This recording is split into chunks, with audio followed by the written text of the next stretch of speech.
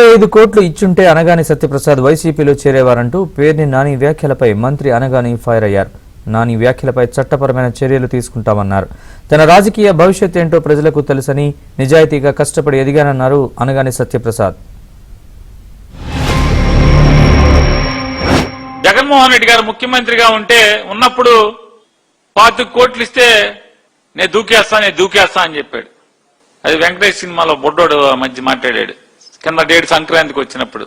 అదే మోడల్లో 25 ఇస్తే నేను దూకేస్తా అని చెప్పాడు. కానీ ఇక్కడేమో జగన్మోహన్ రెడ్డి గారు 25 ఇస్తాక ఒప్పుకోవాలి. అతను అదృష్టం బాగుండి వాళ్ళు మంత్రి అయ్యావు. ఈ రోజు వ్యక్తిగతంగా ఏమన్నా హనం చేయటం అంటే, ఎందుకంటే మానసికంగా కుంగ తీయాలని చెప్పే ఒక దౌర్భాగ్యపు అలవాటు ఈ యొక్క వైసీపీ ప్రభుత్వానికి ఉంది. వాళ్ళ నాయకుడు అంతే. 2004 ముందు వాళ్ళ నాయకుడు బతికేంటో తెలుసు. ఇతను బతుకు లూనాలో తిరుగుతూ పెట్రోల్కు డబ్బులకు లేవు నేను ఇచ్చాను చెప్పి ఎవరో ఈ మధ్య సోషల్ మీడియాలో చెప్పారు. అంటే ఇతను బతుకు మొన్నటిదాకా 10 రాకముందు ఏంటో ఇంతవరకు తెలుసు. నేనేంటో, నా జీవిత స్టైల్ ఏంటో, నేను జీవించే తీరేంటో, నేను ఎలా ఉండను, మా రేపల్ల కాదు, మా గుంటూరు జిల్లాని కాదు, మా రాష్ట్రం అంతా తెలుసు, మా హైదరాబాద్ తెలుసు, ముఖ్యంగా బందర్లో కూడా తెలుసు.